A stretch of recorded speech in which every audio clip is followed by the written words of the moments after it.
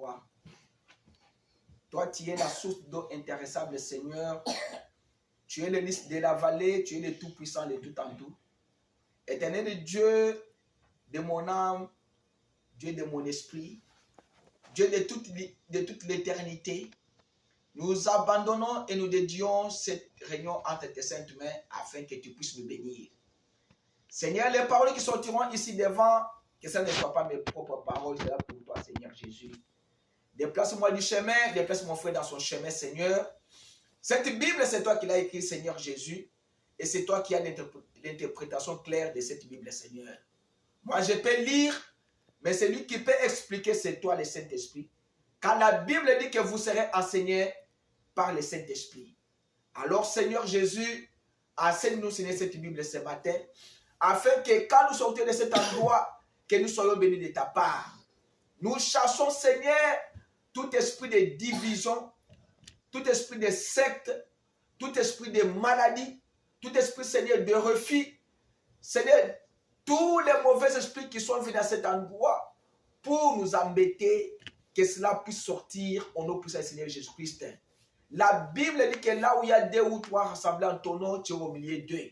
Sois au milieu de nous, Seigneur, comme Alpha, Oméga. Remplis-moi de ton esprit, Seigneur, de ton onction.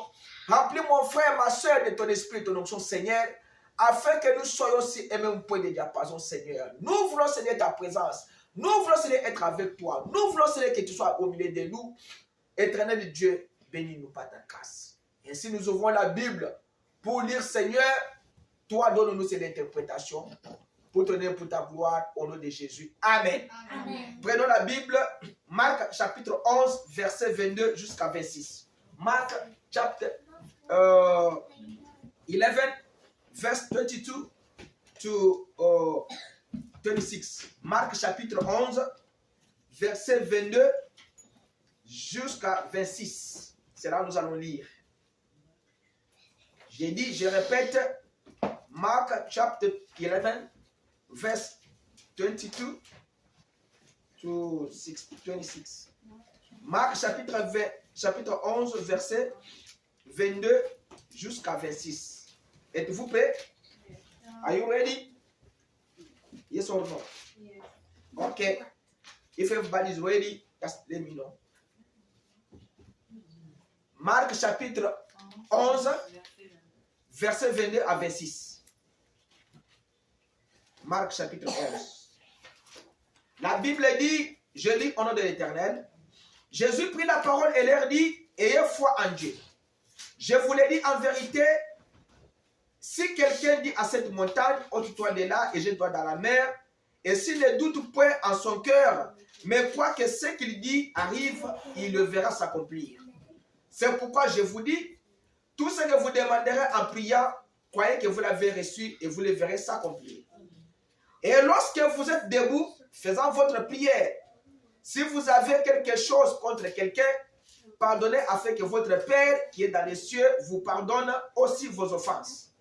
Mais si vous ne pardonnez pas, votre Père qui est dans les cieux ne vous pardonnera pas non plus vos offenses. Amen. Veuillez vous asseoir. Éternel Dieu, merci pour la parole. Ainsi nous sommes devant toi. Exprime-nous, Seigneur, ce qui est écrit ici. Nous nous confions entre saintes mains. Que le Saint-Esprit, Seigneur Jésus-Christ, nous donne quelque chose pour parler à ton peuple. Au nom de Jésus. Amen. Amen. Ok. Je commence par dire ceci. Je n'ai pas une grande prédication. Je voulais seulement juste vous dire que le dimanche passé, j'étais parti à... Je fais d'abord un petit rapport. J'étais parti à Iowa, là où il y avait le mariage de la fille du pasteur Yves. Je suis rentré le lundi. Je suis allé le samedi, je suis rentré le lundi. Alors, j'étais allé là-bas. Quand je suis arrivé à l'aéroport, on m'a déposé par Bill le matin là. Les vols que j'avais pris, on avait changé les vols, les terminals. Je suis allé dans le terminal 10. Alors là, j'ai raté le vol. Et tout le monde qui était là-bas avec nous, ils ont raté le vol. Alors, c'était un vol de frontières qui est compliqué chaque fois. Alors, j'ai acheté encore un autre billet pour partir là-bas. Je devais même rentrer. j'ai acheté encore un autre billet à l'aéroport sur place. J'ai quitté ça à 5 h pour prendre l'autre vol là à 12h45. Alors je suis arrivé là-bas. Le mariage était bien passé. C'était la première fille, la fille aînée du pasteur Yves. Chaque fois où il y a les manifestations là-bas, il m'appelle. Alors j'ai rencontré beaucoup de serviteurs de Dieu qui étaient là-bas, venus de l'Angola, venus des autres États, des autres pays. Alors on a parlé, on s'est salué avec beaucoup qui, peut-être 2 ans, 3 ans, on ne s'était pas vus. Et le soir, nous sommes allés dans la salle pour fêter. On a fêté, on a retrouvé avec certains frères qui sont ici. Là-bas, les enfants qui grandissaient quand nous les voyons, quand nous étions venus ici vers 2010. Alors ces enfants étaient venus comme les divins ici. Alors aujourd'hui, dans les 19 à 20 ans, ils sont mariés. Alors, après cela, j'ai rencontré un pasteur du Canada. Quand nous étions chez Pasteur Yves en 2022, l'année passée, dans une convention, j'avais dit à ces frères-là, à ce pasteur-là du Canada, que non, toi aussi, il faut que tu puisses faire une convention, que nous puissions venir là-bas chez vous. Alors, il faut que tu puisses construire un tabernacle afin que nous puissions venir aussi faire une convention chez vous là-bas. Alors, je lui avais seulement parlé comme ça et nous sommes séparés parce que c'était la première fois que je puisse les voir. Alors, quand nous sommes rencontrés la semaine passée chez le pasteur Yves encore, il m'a vu et il m'a appelé.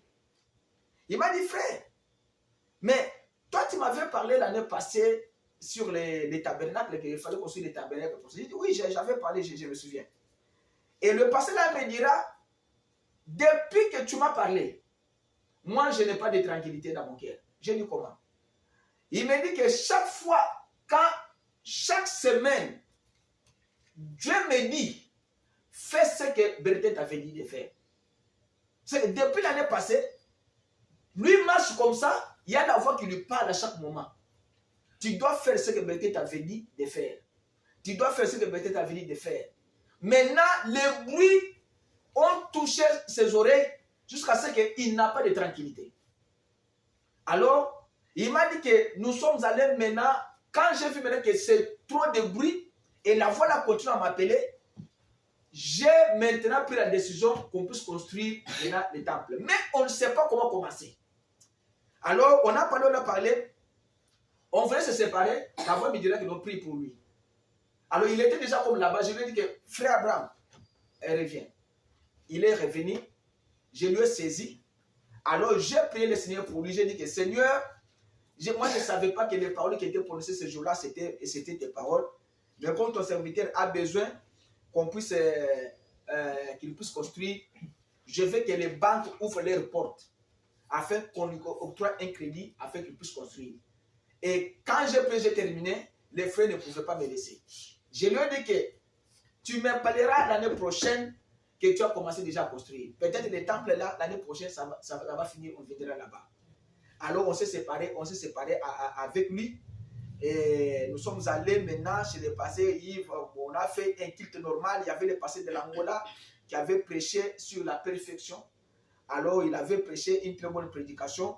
Alors après ça, j'étais logé chez le diacre Christian Katomba.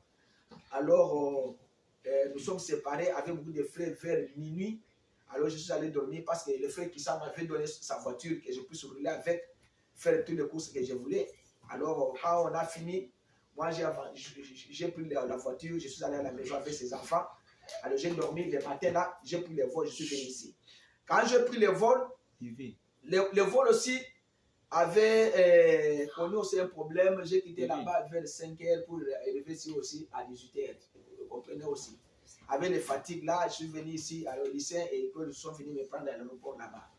Alors, quand je suis, les jours suivants, je suis allé au travail. J'ai commencé le travail, comme vous avez entendu que j'avais fait un accident. Cet accident-là était un accident mortel. Alors, l'accident était mortel comment? C'est parce que quand je venais en cours de route, j'ai vu qu'il y avait un véhicule qui était stationné à droite comme ça. Alors, il y avait un autre véhicule devant moi. Alors, ce véhicule-là avait déjà compris que l'autre véhicule qui est devant là, l'homme là ne conduit pas bien. C'est que ici, c'est la bande de droite on a mis la ligne, et non, si quelqu'un a un problème, il peut stationner comme ça, arranger son problème, après maintenant entrer dans les freeways à partir. Mais l'homme là marchait entre la bande là et le freeway. Alors l'autre là a compris que non, ce monsieur-ci ne conduit pas bien. Alors il a évité, il est passé. Moi aussi je suis venu, j'ai vu aussi ces gestes-là, je l'ai aussi dépassé, je suis allé. Après, le véhicule là fait encore le speed. Il me double. Il double peut-être quelque chose comme ça, l'autre véhicule, parce qu'il y avait beaucoup de véhicules à freeway. Moi j'ai vu seulement qu'il y a un véhicule qui m'a doublé encore devant. Maintenant, il arrive dans les qualifications de 3 ou 4 exits. Il ne savait pas même encore où aller. Tellement qu'il ne voyait pas, il tâtonnait, je pars à droite, je pars au milieu, ou bien je pars entre le milieu, ou bien je pars à gauche. Il ne voyait pas encore, il ne voyait pas les panneaux, il ne voyait pas les choses. Alors, il a freiné brusquement. Alors, le véhicule que j'avais, c'était un véhicule qui a un système de sonnerie. Si le véhicule est à 10 mètres, ça sonne, ça vous avertit déjà que non, il y a un véhicule plus près, il faut stopper ou bien il faut ralentir. Alors, quand maintenant lui a freiné brusquement, le véhicule maintenant a sonné. Quand j'ai freiné, le véhicule a freiné et le véhicule a lâché. Parce que la distance maintenant et la vitesse des freeway, ça ne permettait pas que le véhicule maintenant puisse s'arrêter. Et quand le véhicule a lâché comme ça, il fallait au moins qu'il y ait un temps pour que le frein revienne encore en place. Alors, quand je voulais maintenant aller à gauche, lui aussi est allé à gauche encore. Alors, je lui ai cogné par derrière. Alors, mon véhicule est tombé à tribité. Le véhicule maintenant que j'avais, le gros véhicule là, a fait le tonneau. A tribité. Alors, dans les freeways, là, le véhicule a quitté cette direction. Deuxième direction, il est entré dans la troisième direction. Alors, le véhicule a chuté de gauche. Et puis, pour aller tomber à droite, et le véhicule s'est cassé en 3. Alors, et les histoires qui étaient dans le véhicule là, derrière là, c'est tombé, c'était au niveau de peut-être 15 mètres. Lycée connaît l'endroit, c'est 121, Farm Branch. Quand tu veux descendre à MacArthur, il y a l'intersection là-bas, il y a 635 à droite, il y a MacArthur Boulevard et Las Colinas au milieu, et puis il y a 121 à gauche pour aller sur George Bush. Alors, le véhicule maintenant a cogné, le véhicule a barré la route. C'est que l'autre partie derrière là est sortie jusque dans les louveaux là-bas comme ça. Et les gens qui étaient dans le véhicule commençaient à tomber maintenant en bas. Si c'était pendant la journée, ça allait aussi cogner les véhicules qui étaient tombés au 3e niveau, bien au 2e niveau là-bas. Alors, la tête maintenant est allée de l'autre côté, la tête a cogné. Mais la chose qui m'a étonné, c'est quoi? C'est que quand le véhicule a culbuté, tout le mouvement faisait dans le véhicule là, moi je ne sentais aucun mouvement à l'intérieur des véhicules. Je me sentais comme si j'étais dans un ballon, mais le véhicule roule, moi j'étais dans les ballons. Je n'avais pas les seatbelts, c'est comment on appelle, non? C'était sécurité, comment on appelle ça? Seatbelt, non? Ah. Je n'avais pas ça.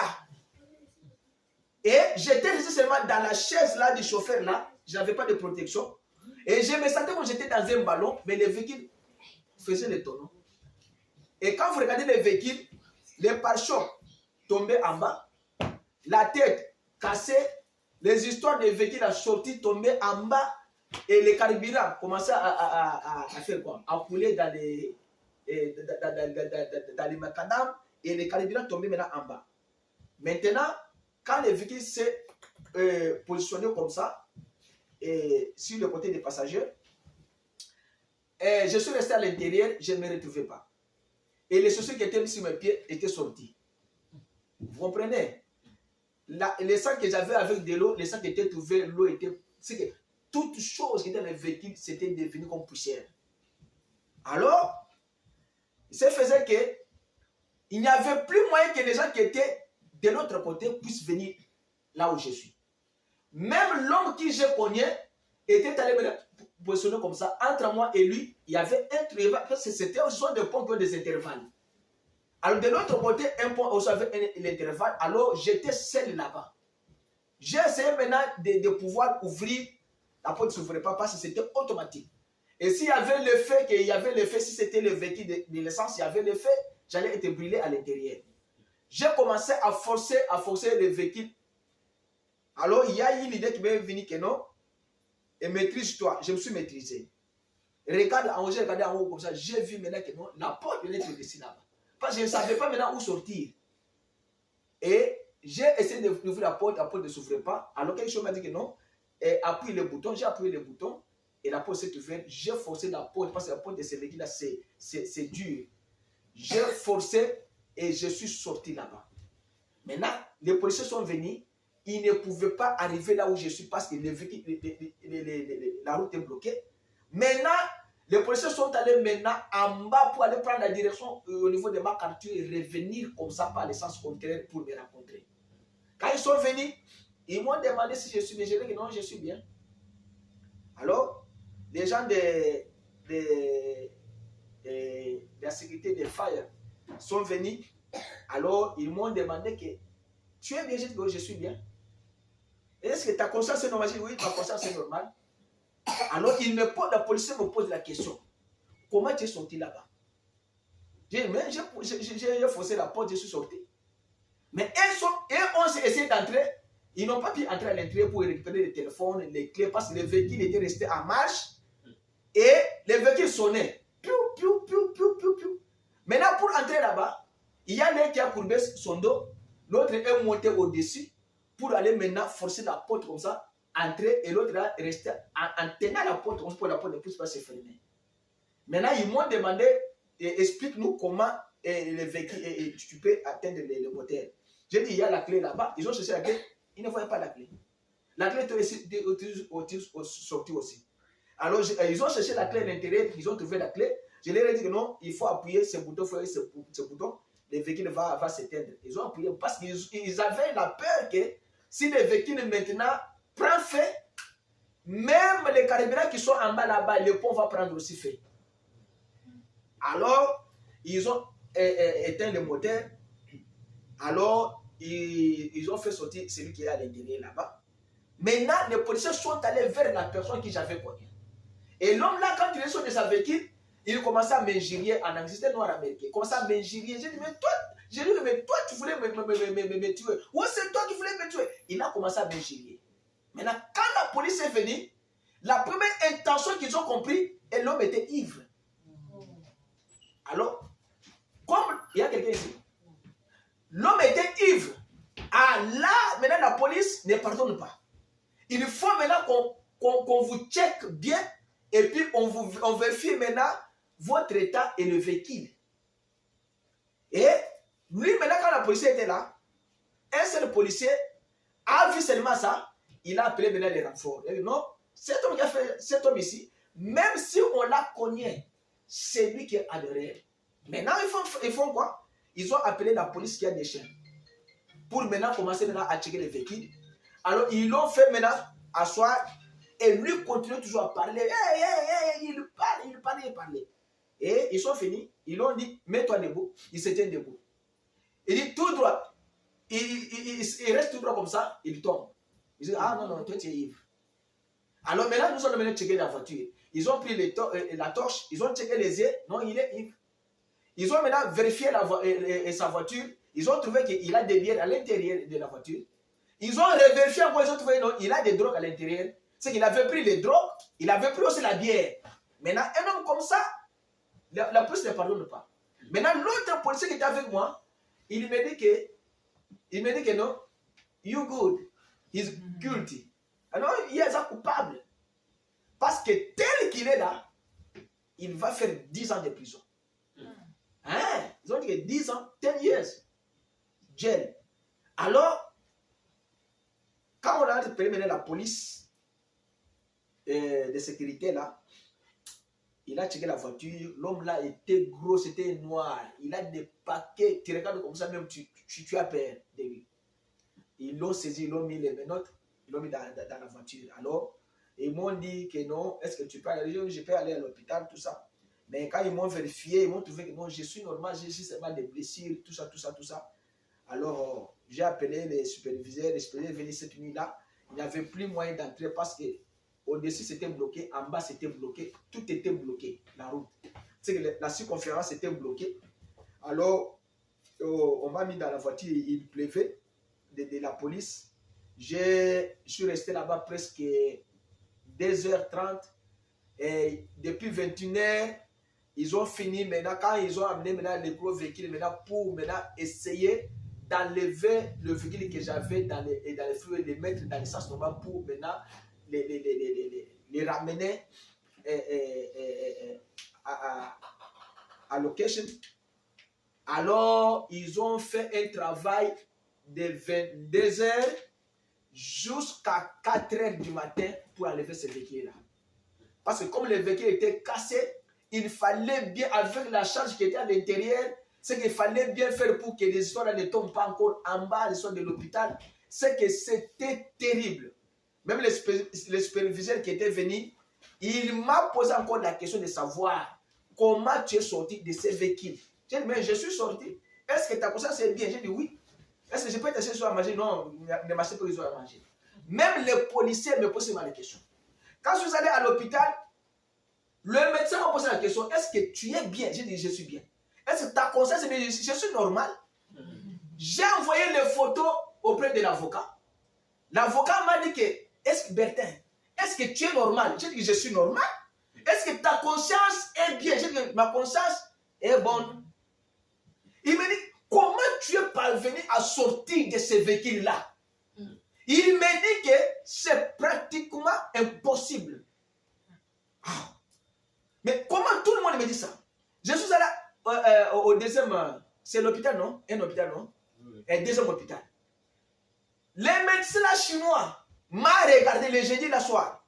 C'est lui qui m'a fait freiner, il m'a pris 2 heures de temps pour me faire, pour m'examiner. Et il a vu des blessures, il a vu tout ça parce que l'avocat m'avait dit, et le superviseur m'avait dit que non, tu ne sens pas rien maintenant. Mais je pense qu'après un jour, tu vas sentir des douleurs. Et après vraiment un jour, il y avait des douleurs. Et j'ai vu qu'il y avait même des blessures qui commencent maintenant à sortir sur mon corps, des taches partout.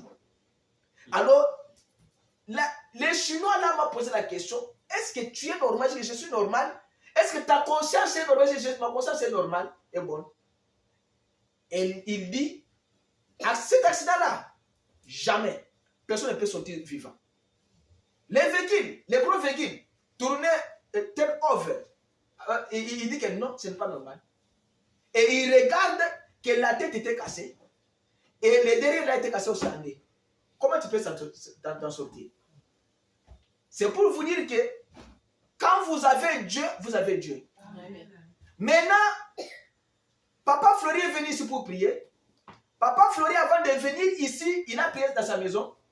Il dit que Dieu m'a dit, avant de venir ici, que moi, j'avais pris Bertin, je l'avais mis dans mon filet. C'est pourquoi il n'est pas mort. Et si j'avais lâché la main sur lui, vous devez avoir l'idée. C'est que les ballons que moi j'étais à l'intérieur là, c'était les filets de Dieu que Dieu m'a protégé contre cette mort-là. Je pars au travail, le superviseur de maman Dorès me regarde, il est derrière. Il dit, toi tu es vivant. Je dis, je suis vivant. C'est hier. Il dit, quand j'ai vu les photos, je me suis posé la question, est-ce que tu es normal? Est-ce que ta conscience... Pourquoi les gens parlent de la conscience tout le monde? C'est qu'ils savaient que quand quelqu'un fait un accident comme ça, c'est la tête qui a d'abord le problème. Et le superviseur là me dira hier, il dit, je pense que toi, tu as encore un travail à faire, un travail de Dieu à faire sur cette terre. Oui, il m'a dit ça hier. C'est pourquoi tu n'es pas mort. Et moi, je voulais partir et lui me suivait. J'ai senti maintenant que non, ce qu'il me dit, c'est très intéressant. Je me suis arrêté. Alors, il m'a commencé à me parler. Vous avez des enfants et vous avez une femme, vous avez des enfants à élever. Quand Dieu vous a préservé la vie, c'est que Dieu, il a quelque chose qu'il doit faire avec toi. S'il avait déjà fini avec toi, tu allais partir. Parce que c'est impossible que tu puisses t'en sortir comme ça. Il m'a dit ça hier. J'ai dit, comme tout le monde parle comme ça, c'est qu'il m'a parlé des choses Vraiment, je regarde aujourd'hui que c'est Dieu qui est en train de parler. Frère, moi je vais vous dire ceci. La seule chose que vous devez savoir, servez Dieu dans la vérité. Il vous protégera. Si vous avez une vie de gauche, si ce jour-là, moi, Bertin, je ne prêchais pas la vraie vérité, la parole ici, je devrais mourir. Si moi, Bertin, j'avais une vie de gauche, droite, voler de l'argent, faire ceci, faire cela, je ne suis pas volé la vérité. C'était les derniers jours. Parce que lui, là, que moi je connais, il avait le sang dans sa bouche et il est parti en prison pour 10 ans. Et la police m'a dit, j'ai fait un rapport. Celui qui est en faute et c'est son assurance qui va payer tout. Ah oui. Bien que tu le connais, mais comme il est ivre, parce qu'ils ont vu dans les caméras, là, vous savez qu'il y a des caméras, non? Ils ont vu la scène. Ils ont dit, on ne les a pas même appelés, et même on vit la scène directement, ils sont sortis, les policiers. Les policiers d'Irving, les policiers de Farmer Branch, de Carleton, ils sont venus, ils ont bloqué. À peu près 20 policiers, il n'y avait pas d'accès. Même le superviseur qui était venu, il était peut-être à 50 mètres de là où je suis. On lui a dit que tu n'entres pas. Ici, il faut attendre la police, l'agent de la police qui est avec Bertin, il va t'appeler pour que tu puisses aller de l'autre côté. Et quand il a continué à peu près 15 minutes pour aller maintenant dans une autre direction, MacArthur, Restruck. Ce qu'on est Restruck avec Royal Land, c'est là où on est venu me prendre. Alors, moi je vais vous dire ceci. Nous sommes une petite église. La grande église ne compte pas devant Dieu. William Branham me dit, quand il y a une église en place, Dieu vient, Satan aussi vient dans cette église-là. Quand Satan vient, il compte le nombre de gens. J'ai 50, j'ai 100, j'ai 200. Mais quand Dieu descend dans cette église-là, Dieu ne compte pas. Dieu pèse. Vous pesez combien dans sa balance? C'est ce que William Branham dit. Dieu vient dans votre vie, vous pèse. Il dit, regarde comme ça, Gilbert, toi tu ne pèses pas, tu as 20 kilos. Il te reste 80 kilos parce que Dieu n'est pas 99, Dieu c'est 100%. Tu manques 80, mais les 80 qui te manquent là, c'est la mauvaise vie, c'est le vol, c'est calomnie, injurier les gens et toutes ces choses-là, c'est qui vous manquent. C'est que Dieu vous pèse, que vous ne pèsez pas dans sa balance. Michel a dit que votre balance soit juste. Ça, c'est dans Michel. C'est que votre vie doit être une vie correcte afin que Dieu puisse vous sauver. Même si vous avez une maladie, ayez d'abord en vous la pleine conviction que les maladies est un démon. Maintenant, comme c'est un démon qu'on doit faire quoi? Chasser. Jésus dit dans la Bible il dit aux pharisiens, vous, vos enfants, chassent les démons par les doigts. Vous dites à un démon quitte, le démon va quitter. À combien plus forte raison, Dieu va seulement prononcer sa parole et le démon va partir. Sans pour autant montrer même les doigts. William Branham explique, il dit qu'il y a une différence entre la foi et la foi parfaite. La foi, c'est quand vous priez et Dieu répond. Amen. Mais la foi parfaite ne demande pas la prière. Et il donne l'exemple de Josué. Josué n'avait pas prié pour que le soleil s'arrête. Josué avait parlé au soleil. Il n'avait pas fait la prière. Jésus dit dans la Bible, vous imposerez les mains aux malades et les malades seront guéris. Il n'a pas dit que vous prierez et vous imposez les mains. Non, il a dit que vous imposez les mains sans la prière et l'homme sera guéri. C'est que quand vous lisez la Bible, écoutez très bien ce que la Bible dit. Si vous avez une vie de gauche, de droite, Dieu ne peut pas vous garantir la vie. Dieu garantit la vie à ceux qui le craignent. Si vous craignez Dieu, vous le servez, même le travail ici, il y a des gens qui font le travail de $35, mais ils ne se retrouvent pas. Pourquoi? Parce que les démons viennent la nuit, ils prennent l'argent. Toi, tu as l'argent. Toi, tu fais $1000 aujourd'hui. Mais demain, tu es vide. Tu es vide comment? Ce sont des démons qui sont venus prendre de l'argent la nuit. L'autre qui fait un travail de $12, mais vous le trouvez qu'il a un très bon service. Pourquoi? Parce que Dieu garde même vos revenus. Quand vous venez à l'église, vous donnez l'argent, Dieu dit que aussi, grâce à cet argent-là, Dieu aussi va aller aussi les garder aussi au ciel. Quand vous avez un problème, Dieu va ouvrir son compte là au ciel, là, il va vous envoyer aussi de l'argent. Mais quelqu'un qui vient à l'église, il a $1 pendant la semaine, pendant un mois, pendant une année, comme notre frère qui a dit. C'est que Dieu ne peut pas vous garantir la vie. Ce que nous avons à faire, c'est avoir la conviction dans la prière par la foi que nous avons. William Branham dit ceci, dans la prédication, la foi parfaite. Il dit que le cœur que vous avez là, c'est un cœur qui a plein de joie. Un chrétien doit avoir la joie partout où il part. Et quand vous entrez dans votre chambre, ou bien dans la chambre de quelqu'un qui est malade, par la foi que vous avez, et vous êtes sûr que, tel que je pars ici, le démon va quitter, le démon va quitter. Parce que quand vous allez d'abord pour prier pour un malade, vous devez d'abord avoir l'amour de la personne qui vous allez prier. Et la personne qui on prie, il doit avoir la confiance en Dieu qui a envoyé cet homme-là pour prier pour lui. C'est que la confiance et l'amour, les deux doivent marcher ensemble. Maintenant, votre conviction par la foi va déclencher maintenant la foi de Dieu afin qu'il puisse vous guérir. William Branham dit que cela est appelé, ainsi dit le Seigneur. Et vous avez la foi parfaite. S'il y avait 10 millions de personnes à cet endroit disant que cela n'arrive pas, mais vous savez que cela arrivera. S'il y avait des gens qui croyaient qu'aujourd'hui, Bertin va mourir, Dieu leur a montré que non. Moi, Dieu, j'ai dit que non, je n'ai pas fini encore avec lui. Amen. Parce que si c'était que non, j'avais déjà fini le travail de Dieu, c'est le jour où, aujourd'hui, même il n'y a pas d'équipe ici. C'est que les gens restaient avec. Et moi, j'avais des problèmes avec frère Bertin. C'est maintenant que vous devez arranger vos problèmes. Parce que vous ne savez pas quand la mort va vous atteindre.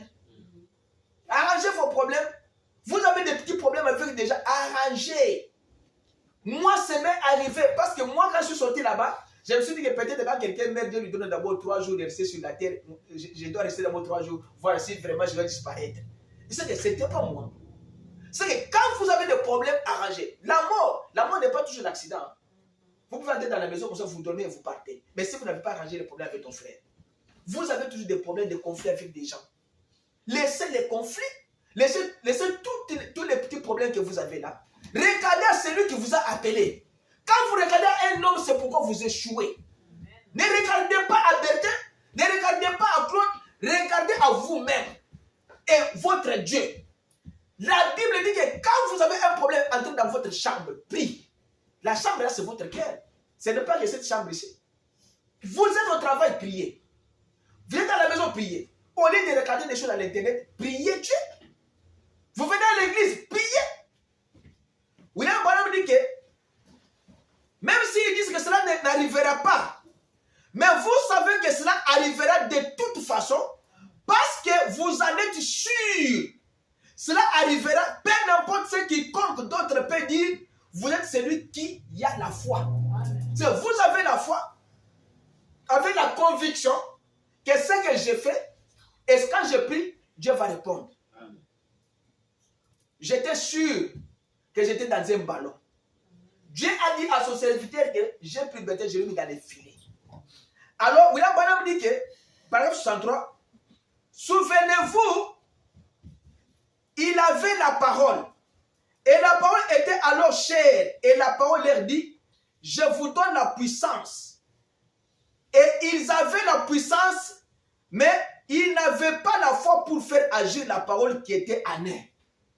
Tu peux venir à l'église, mais si Dieu ne te donne pas la puissance pour faire agir la foi, vous allez faire quoi? Parce qu'il y a la foi, il y a la puissance. Il dit que non, ils avaient la puissance des disciples. Ils sont allés voir un enfant qui est épileptique. Alors, ils ont prié, l'enfant n'est pas ressuscité. Ils sont venus à Jésus pour lui demander, Seigneur, pourquoi nous n'avons pas pu guérir cet enfant? Jésus leur a dit que parce que vous êtes des incrédules. Alors, vous n'avez pas la foi, Maintenant, qu'est-ce que Jésus a fait? Jésus leur a donné la puissance pour faire agir leur foi. Quand vous venez à l'église, c'est pourquoi vous devez chercher d'abord les donateurs de tout don excellent en vous. Amen. Cherchez le Saint-Esprit, c'est la puissance qui fait agir votre foi. Maintenant, vous avez la foi, vous avez la puissance, mais quand cette parole-là est accompagnée de la puissance de Dieu, ça fait quoi? Ça fait jaillir la joie. Quand la joie vient, quand la puissance est là, et la foi s'ajoute, vous allez triompher le monde. Et si vous n'avez pas la foi, si vous n'avez pas la conviction que Dieu peut vous relever, Dieu peut vous faire sortir de l'hôpital, Dieu peut faire de vous ingrat, et vous n'avez pas cette foi-là, et la parole et la puissance de Dieu ne fera rien. Il dit encore que quand vous avez cette foi, c'est que là, madame dit, la profondeur appelle une autre profondeur. C'est que votre foi et la foi de Dieu vont agir ensemble. Et quand cette foi que vous avez va attirer l'attention des autres personnes. C'est pourquoi, quand vous venez à l'église, faites de bonnes choses à la cité afin que les gens vous voient, qu'ils vous disent que non, est-ce que je peux venir fréquenter votre église? Je vous vois que vous êtes une femme changée, un homme changé. Parce que quand les gens commencent à te dire que toi tu pries où, c'est qu'ils voient en toi quelque chose qui attire. C'était une profondeur qui peut attirer une autre profondeur. Maintenant, si les gens te regardent, ils n'ont pas l'envie même de parler avec toi. Toi, tu dis que tu es chrétien, mais ce que tu fais au travail, ce n'est pas normal. Les gens ne vont pas réellement croire que toi, tu parles à l'église. Parce qu'il y a la différence entre celui qui parle à l'église et celui qui prie. Tu peux partir à l'église pour partir, mais celui qui prie, vous voyez que c'est un homme de prière. William Branham est monté à la montagne quand il a prêché le mariage et le divorce. En montant à la montagne, Dieu lui a parlé du mariage et du divorce, il a terminé. Maintenant, sur la montagne où William Branham était, il y a un phénomène qui s'est fait sur la montagne. Alors, un homme était stationné dans les stations de carburant.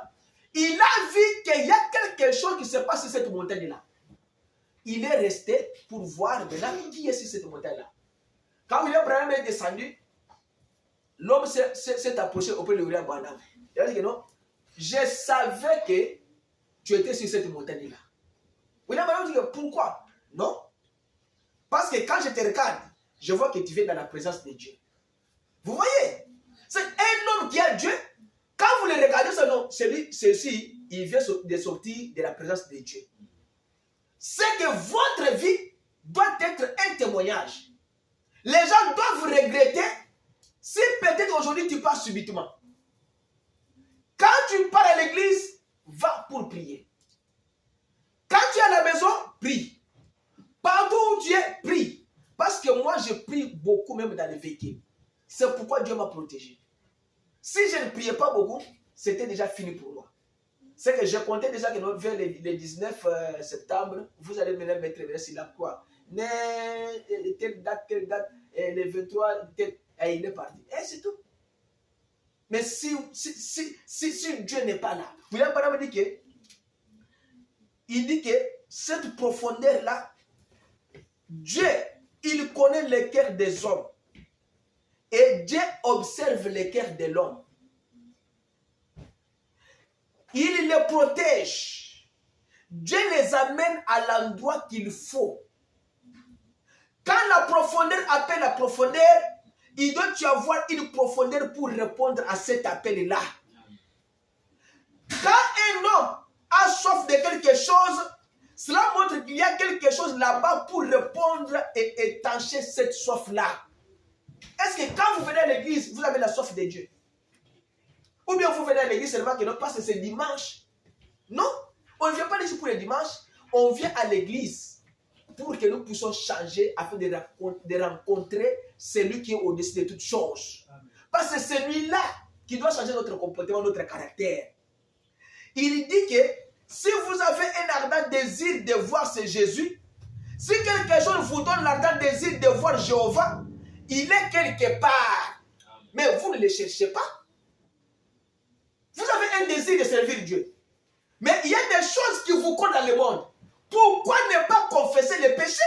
Abandonner la chose, parce que de l'autre côté là, tu as fait la vie beaucoup, tu n'as pas réussi.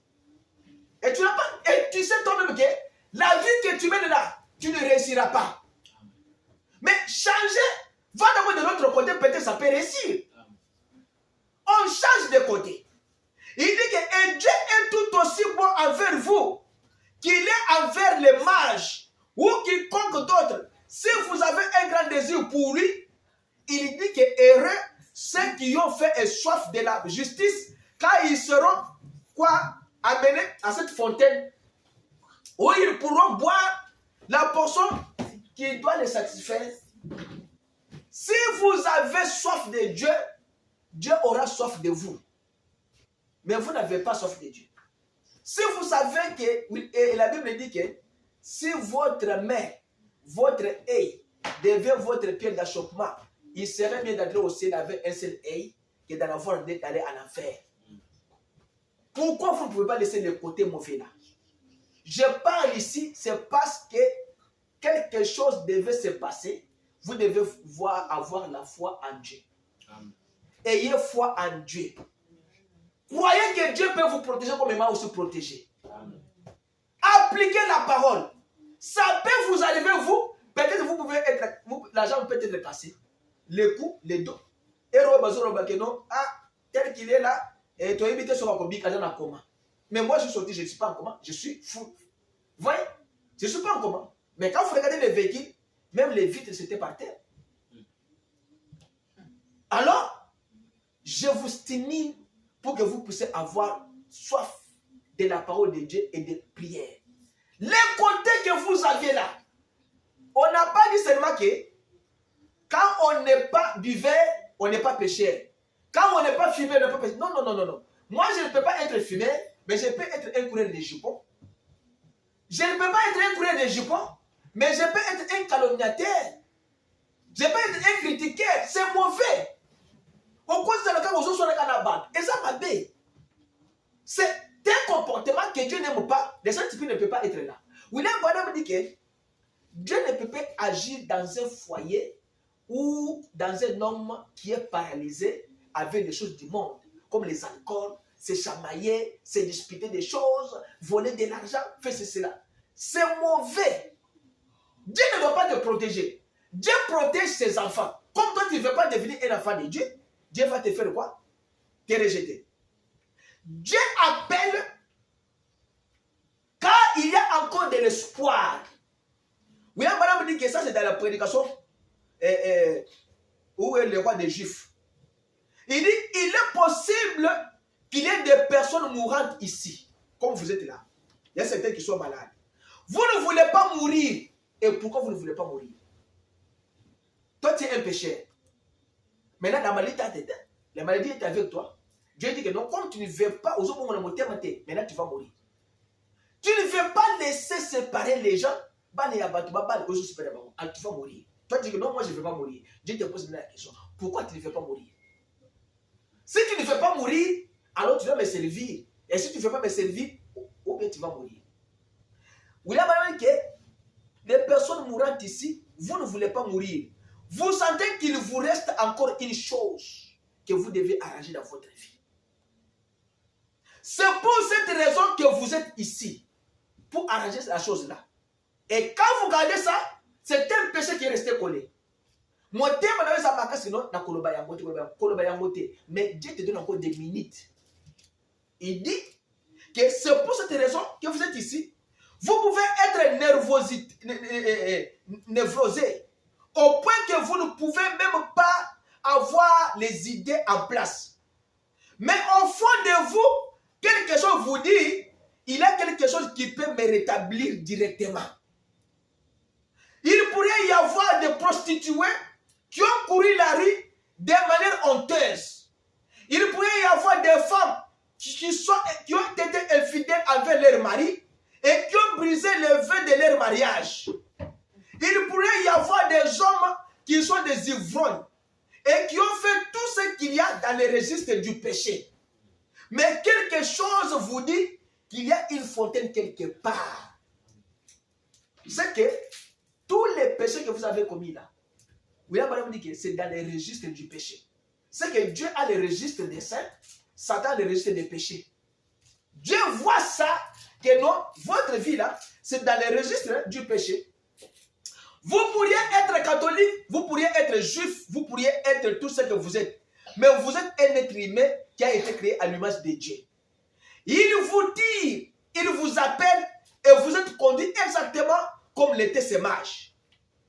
Et il vous dit, si la conduite de Dieu c'est d'une véritable conduite, toutes les brebis, tous les enfants de Dieu auront toujours la conduite de leur maître. Vous voyez? C'est que tous les enfants de Dieu auront la foi de leur Dieu, de leur Père. Moi, parce que ce que nous sommes, c'est le reflet de nos pères. Mais notre vrai Père, c'est Dieu. C'est Dieu qui nous a appelés. C'est Dieu qui nous a dit allez me servir. Et nous sommes venus les servir. Et pourquoi vous les servez? Et vous servez sur les mamans. Et pourquoi vous avez le monde avec vous? Vous venez à l'église. Mieux vaut vous arrêter. Ne pas venir à l'église, ne pas venir devant Dieu. Attention, dans l'ancien temps, un pécheur ne pouvait pas entrer dans la présence de Dieu. Là, vous le savez, non? Ça, c'est vrai. Un pécheur, au coco de thé, c'est le souverain sacrificateur qui va entrer pour toi. Ce qui a continué, c'est fini. Mais quand Jésus est venu, il a déchiré les rideaux. Il vous a donné le privilège que vous-même vous puissiez ouvrir vos bouches et aller là-bas parler avec votre Dieu. Mais l'homme ne le fait pas. William Branham dit que dans l'Ancien Testament, entrer dans sa présence, c'est mourir. Mais dans le Nouveau Testament, ne pas entrer dans sa présence, c'est mourir. Amen. Vous comprenez ça? Est-ce que vous me comprenez? Amen. Je dis ceci.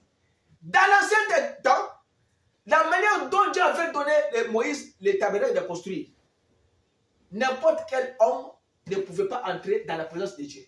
Quand vous entrez, vous mourrez parce que c'était interdit. Seulement les souverains sacrificateurs qui devaient y accéder. Mais dans le nouveau, quand Jésus est venu, les rideaux du temple se déchirés en deux. Dieu a dit maintenant que ce n'est pas le souverain sacrificateur qui doit entrer. Toi-même, tu peux entrer toi-même et demander tout ce que tu veux à Dieu pour tes péchés. Maintenant, refuser d'entrer dans sa présence dans le Nouveau Testament, c'est la mort. C'est que nous sommes censés à demander pardon à Dieu. Nous sommes censés à laisser le mauvais côté. Parce que moi, je me suis fait l'examen de conscience. Seigneur, si j'avais pris la forme d'autrui et je mourrais aujourd'hui, c'était fini, non? Et vous êtes condamné. Seigneur, si j'avais volé l'argent dans la banque et aujourd'hui je suis mort, c'est déjà fini, c'est de l'histoire.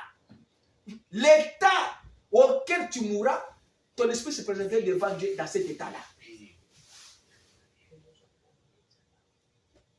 La Bible dit, Luc 17, 6. Et le Seigneur dit, si vous avez la foi comme un grain de moutarde, vous direz à ce mûrier, déracine-toi et plante-toi dans la mer et il vous obéira.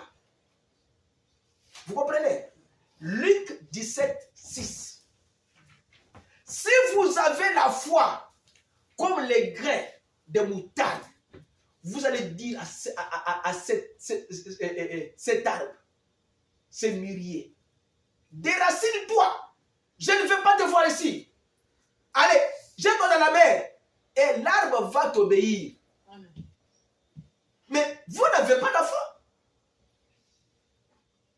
Quand vous n'avez pas la foi, c'est que Dieu n'est pas avec vous. Il vous dit dans Matthieu 17, 20, comme vous n'avez pas la foi. Matthieu 17, 20. Parce que vous n'avez que peu de foi. Matthieu 17, 20.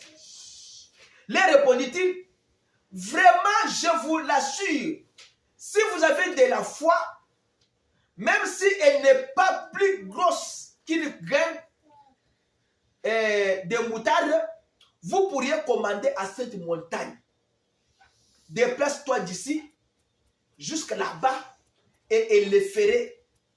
Rien ne vous sera impossible. C'est ce que les gens manquent. Quand vous avez un problème qui vous colle, un problème qui peut vous amener à la mort, déployez tous vos problèmes devant Dieu. Dieu a mis nous, ses serviteurs, pour vous aider, vous. Parce que quand toi tu me parles, moi aussi, les saintes personnes me parlent que non, voici son problème là, tu dois les traiter comme ça, comme ça, comme ça, comme ça. Moi, je suis comme ça. Moi, quand quelqu'un me donne son problème, je prends le temps de prier Dieu. Je vous fixe un rendez-vous et je prends le temps de prier Dieu, que Dieu me dise qu'est-ce que je peux faire avec vous. Sinon, je ne le ferai pas. Mais quand vous avez un problème là, vous l'avez, depuis que vous l'avez au Kanye Motem, quand on a eu Motem, Dieu n'oubliera jamais les péchés que l'homme a commis. Hein?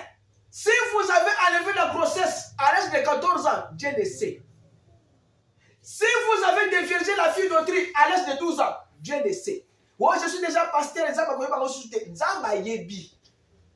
Dieu sait. Ce que tu as fait là dans la maison de Ngangala pour briser les mariages d'autrui, Dieu le sait. Dieu connaît. Ce que tu as fait en ouvrant la banque d'autrui la nuit, voler de l'argent, Dieu le sait. Dieu sait toutes choses. Il ne faut pas cacher même un seul péché.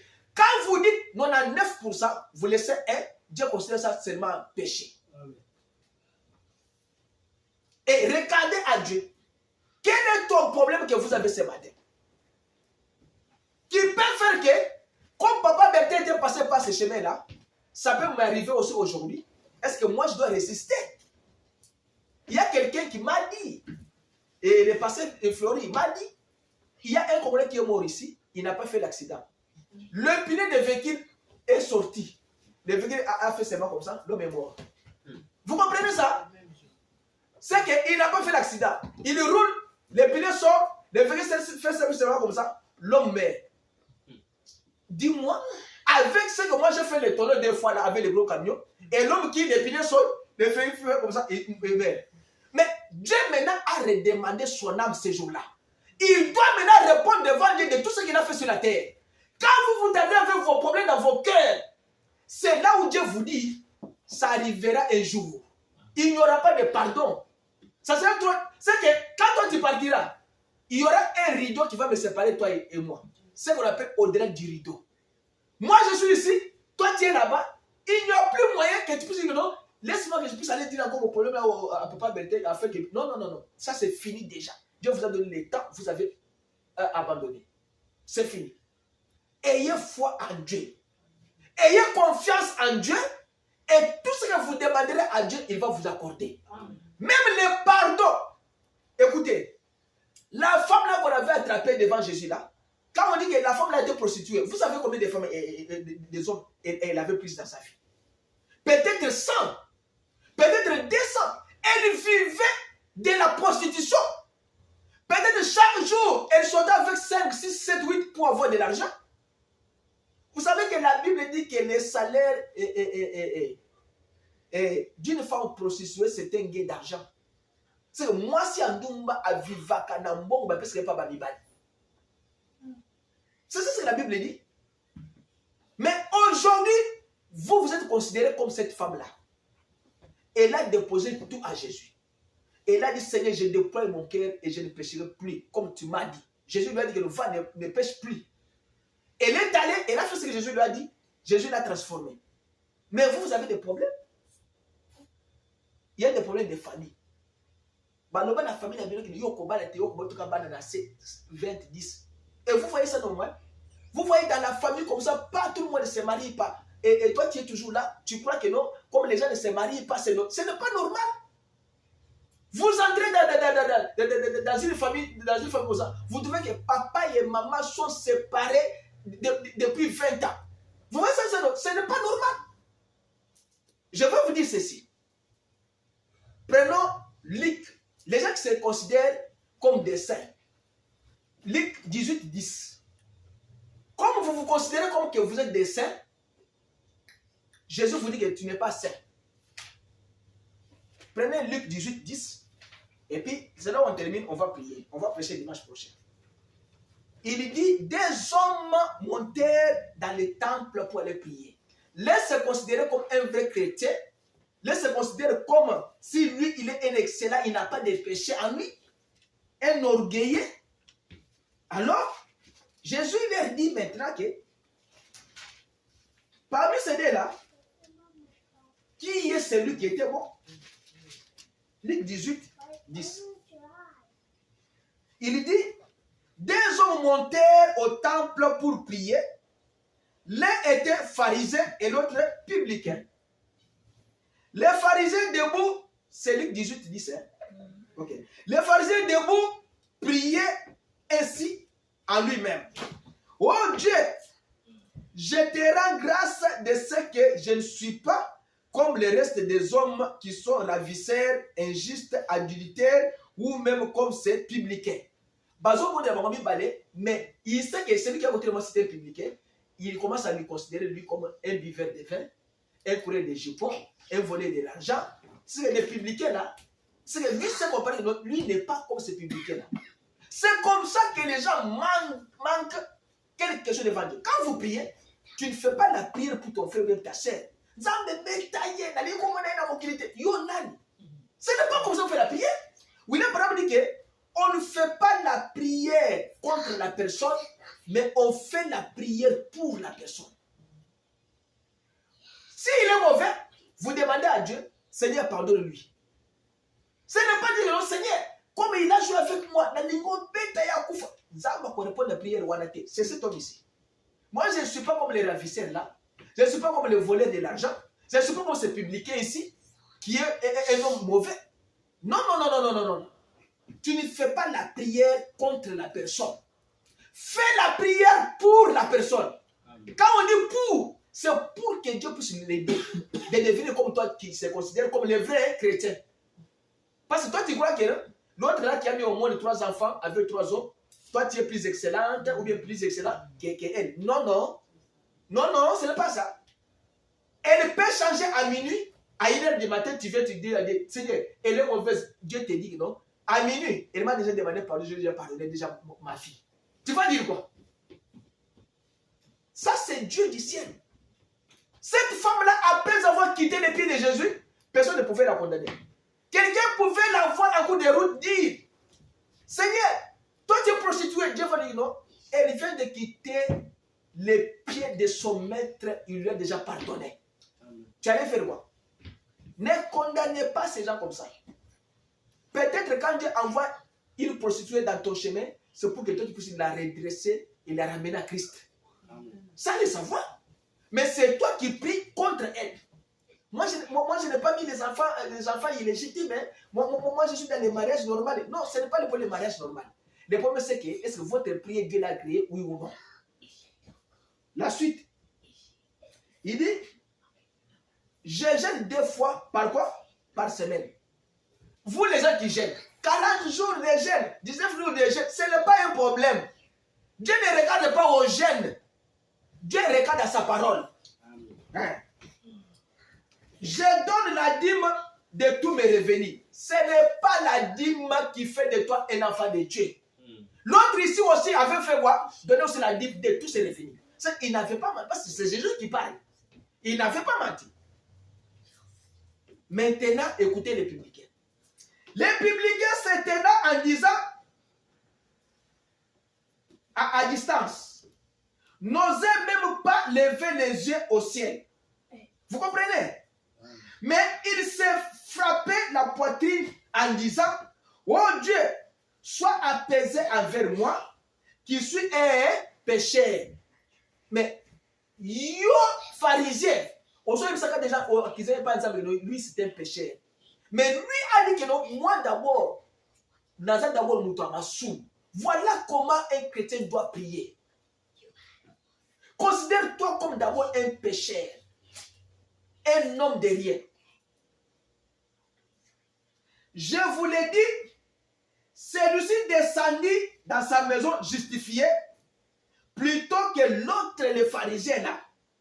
Car quiconque s'élève sera quoi? ABC. Et celui qui savait sera quoi? Ah, mimatisa bakokitisa yo. Omikitisi zamba tomboli yo. Si vous prenez 1 Samuel 5, il vous dit Dieu a le pouvoir de relever et de faire quoi? D'abaisser. Il a le pouvoir de mourir, de faire mourir et de faire vivre. Il peut prendre un indigent, un homme de rien, lui faire sortir du fumier et le faire asseoir avec les grands sur le trône. Dieu peut prendre une femme prostituée, la faire sa fille. Dieu peut prendre un ivrogne, un homme péché, un meurtrier, lui transformer en un grand prédicateur. Parce qu'il en a le pouvoir sur toutes choses. Amen. Il a pris Saul, un vrai meurtrier.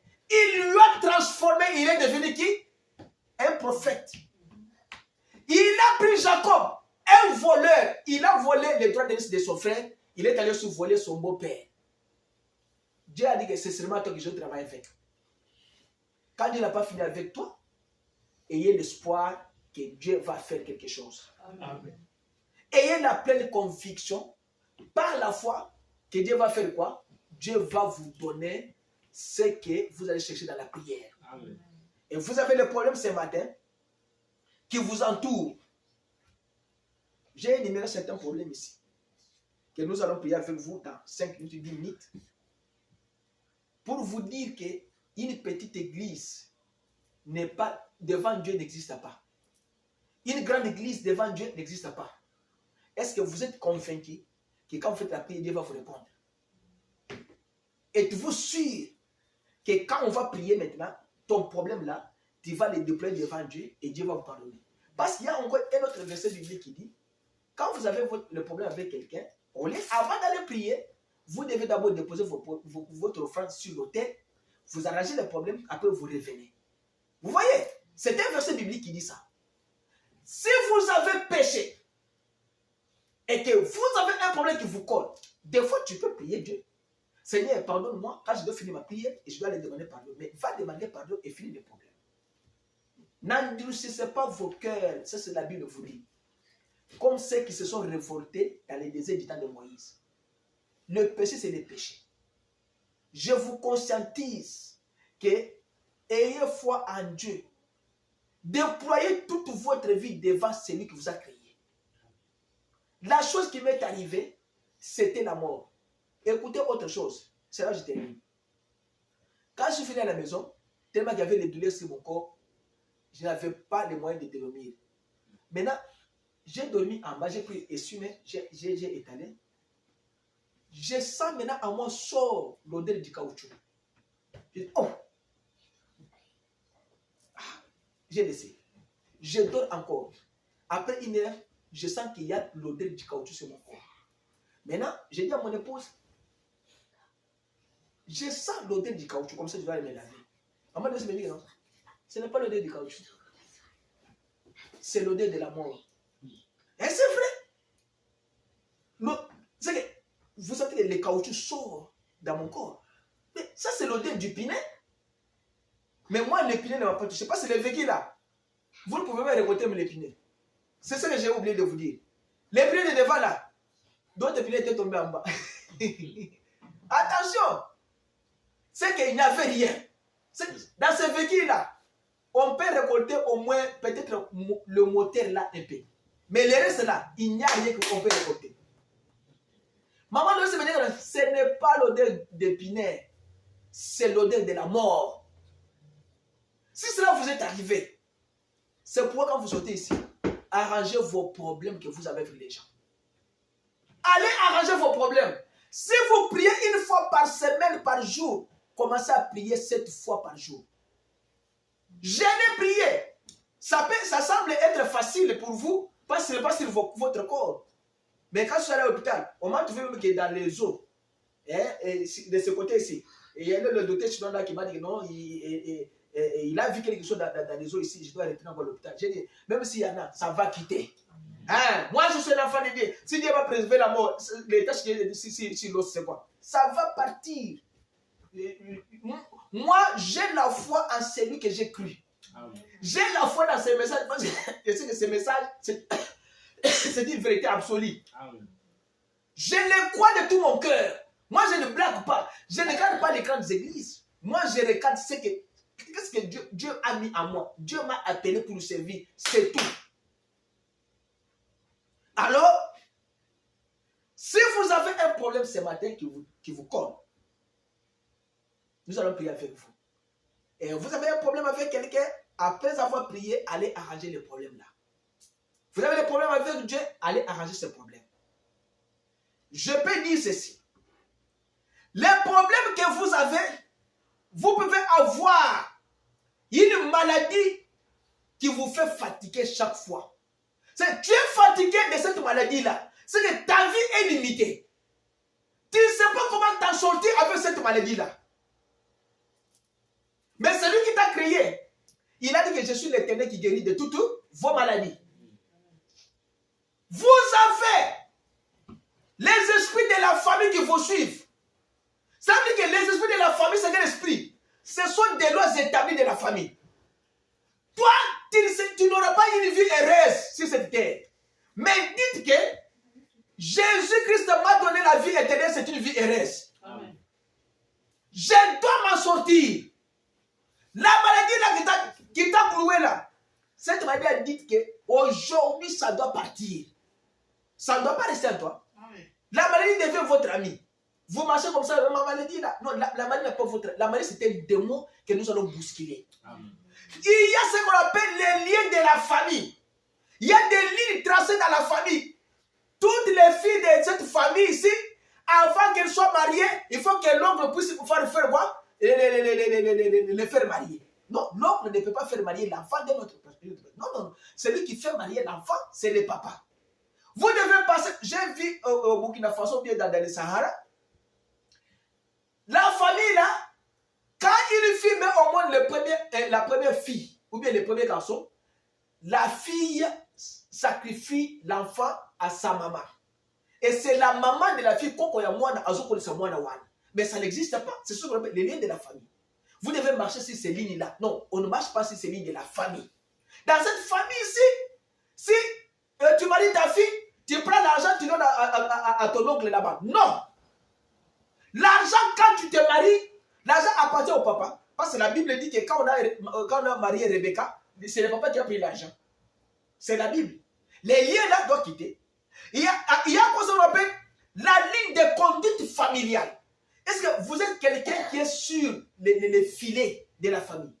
Ligne de conduite. Quand tu pars en Amérique là-bas, il faut commencer à apprendre les gens. D'abord, les enfants de oncle là doivent partir. Les enfants de tata aussi doivent partir. Mais chez vous là-bas, personne ne peut partir. Quand toi, tu vas aller faire les achats pour la rentrée scolaire là, toi, tu vas faire la rentrée scolaire pour les enfants de ton oncle. Ça n'existe pas. Les coutumes, il y a des lois établies, il y a des soumissions. Tu dois te soumettre au nom de la famille. Ce sont des démons que vous devez dégager de votre vie. Amen. Ne vous soumettez pas à aucun démon. La Bible dit que ne vous confiez pas aux devins. Ce sont des devins, ce sont des démons que vous devez bousculer. Il y a des attributions volontaires des esprits. On vient comme ça, on attribue un esprit de la prostitution. On attribue un esprit de la femme de nuit, homme de nuit. Et aux yeux européens, on va dire la nuit, tu te vois en train de faire l'amour avec un esprit, et toi tu vois ça, c'est bien. Ce sont des attributions. On vous a attribué la chose par force dans la famille. Alors il y a ce qu'on appelle, dans ces attributions, il y a ce qu'on appelle des sectes familiales. Nous, dans notre famille, quand celui-ci meurt, toi tu dois prendre sa femme. Ce sont des sectes. Tu ne peux pas faire ça. Un enfant de Dieu doit quitter ces choses. Il y a ce qu'on appelle livraison des âmes ou bien le corps aux ordonnances familiales. C'est que vous livrez votre corps pour être travaillé dans la famille là. C'est que nous autres, famille, on a besoin de ça. Âme nayo, besoin de ça, on a molili. Yo yébité. C'est que yo mokwana, on a soumis dans ma famille. Il y a la sorcellerie, il y a les initiations. On vous initie comment vous devez devenir chef coutumier. Toi, tu es un frère. Toi, tu es un chrétien. On vous initie comment tu dois devenir une reine dans votre famille. Et on t'a appelé à moi yo zaka reine. Quand on t'appelle reine là, tu sais que reine on a besoin de bango boy. Na molini parce que c'est déjà reine na bango. Bon nous so kozwa. Yo comment était? Yo une femme d'affaires mais avec tous ces enfants là chez toi, une grande maison au bas la café. Au bout de péter, au lieu de se porter bas dans la tête à moi. C'est comme les initiations. Quand tu pars en Amérique là-bas, il faut prendre d'abord tous les gens de la famille doivent venir. Initiation. Ce sont des choses que vous devez casser par la prière. Amen. Il y a ce qu'on appelle acceptance ou l'obéissance aux règles établies et lois. C'est que ça, il y a ce qu'on appelle malhonnêteté. Il y a la pauvreté, il y a la servitude, il y a l'occupation de fonctions nuitables. Na butu basala déjà punda na bango. Ba peso musala ya kusala na butu. C'est vous avez des occupations nuitables. Il y a des choses qui vous collent. Il y a des choses qu'on a traitées. Il y a des choses qu'on a parlé. Les démons peuvent venir comme ça. Ils ne te séparent toi avec ton mari. Ils ne te séparent toi avec ta femme. Ce sont des choses de la famille. Papa a fan de 7 ans. Kuna na mbuka musala musala kuna. Maman a tiré le compte yo. Ce sont des choses familiales. Maman a ça comme mongo comme la femme là que j'avais vue. Maman y a mon abibaka. Papa non. La Bible ne dit pas comme ça. C'est ça qu'on appelle des fonctions mutables. Ce sont des choses à casser. Il y a des sacrifices des germes. Il y a des sangs. Sacrifices des sangs. Sacrifices des esprits. Des corps et des biens que vous avez. Yo ne mozawana. Ozo motabana. Mais bana bazabana na yote. Bazabana noko. C'est que parce que germe na na butu. Bakabela ngondoko na bi. Mais William Branham dit que tu ne peux pas porter l'enfant de ton frère dans ton ventre. Okozoyete. Bana wana bazabana na yo. Mais bango baye na butu bazu germe na yo. Basi bakiliwa ngonoko. Parce que yo pour bala, il faut pas signer document dans livre d'or. Livre d'or. Mais livre d'or c'est à Satan. Registre du péché, c'est ça le livre d'or. Alors, il y a ce qu'on appelle conquête du pouvoir du ténèbre. Vous allez conquérir un pouvoir qui ne vous appartenait pas. C'est parce que vous avez déjà le pouvoir moko, essayez au moins de vous débarrasser de ce pouvoir-là. Essayez au moins de lâcher ces choses-là. Cherche-toi dans la vie, qu'est-ce qui ne va pas? Moi, dans mon pays, c'est papa Nabiso a s'en sortakate. Notre papa, même s'il fait un travail, imaginez une telle chose. C'est quoi ça? C'est un pouvoir. C'est mon toit la bande a besoin de classe. Mais azo sala musala besoin de bon côté. Na fonction publique. Il y a un bon web magana. Ce qui bon web il y a un comme ça dans liste T. Mais il est fonctionnaire là-bas. Imaginez-vous de telles choses. Ce qu'on appelle domination spirituelle. Bazo dominer la monnaie. On a dit dans butu boy, on a bando to ka bazo dominer yoka. Yo saka punda na bango. Les héritages, il y a pouvoir il y a monde à ténèbres. Et ça est pas battu. On a hérité et le komoko et ça y a yoté. Vous voyez toutes ces choses que j'ai citées ici.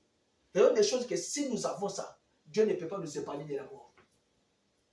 Parce que nous sommes soumis aux esprits. Il y a famille. Papa le bifo na sala kaka. Maman le bifo na sala maman. Maman na yo a le bini. Mais qu'est-ce que Jésus a dit pour toi? Yo le bika maman le bina fo na sala ngo. Mais qu'est-ce que Jésus a dit? Regardez d'abord ce que Jésus a dit premièrement. William Branham donne un conseil aux femmes. Hein.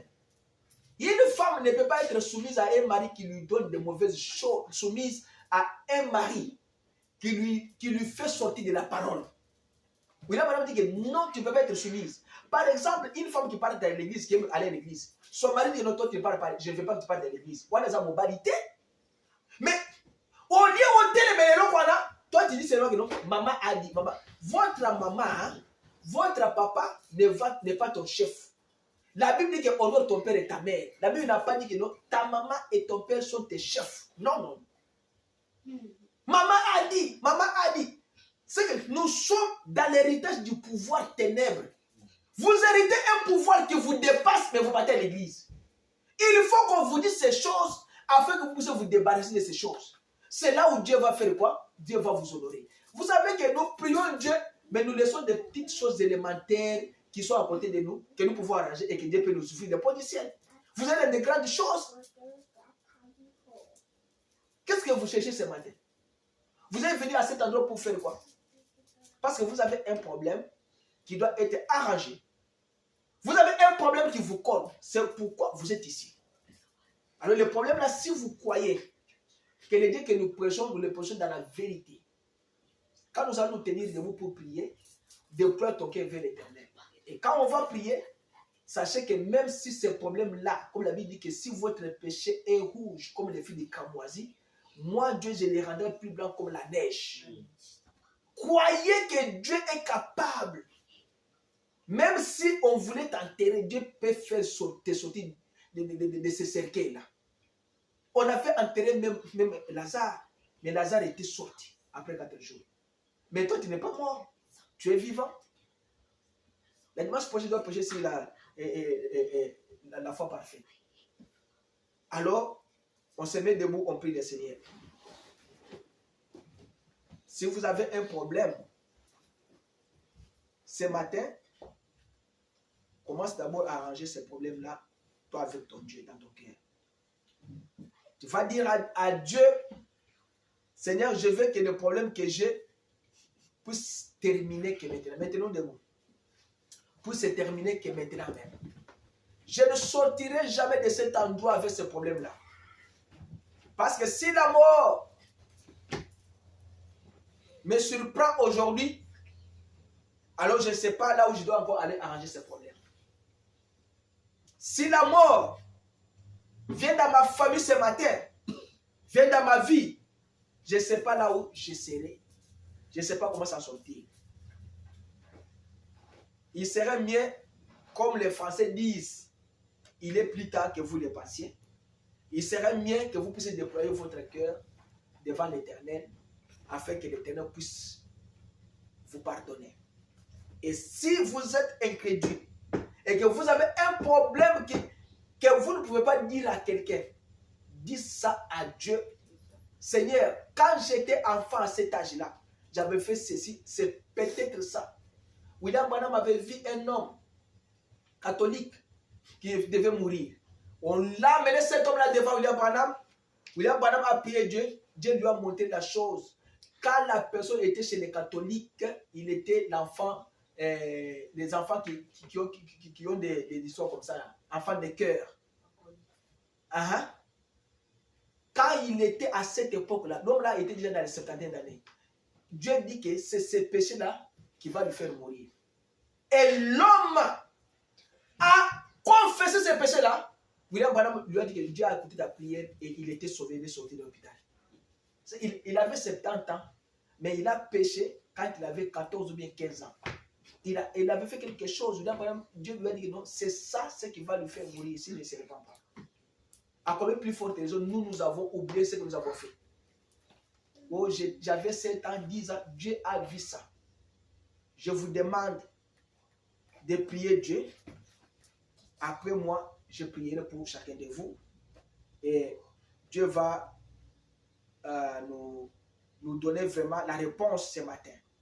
Je pense que j'ai fait seulement une exhortation, mais Dieu va nous donner vraiment la réponse claire que nous avons prié et Dieu va pardonner chacun de nous. Si quelqu'un a un problème, il doit d'abord regarder à l'Éternel et dites-lui ton problème là, et Dieu va te donner la réponse. Commencez à prier déjà.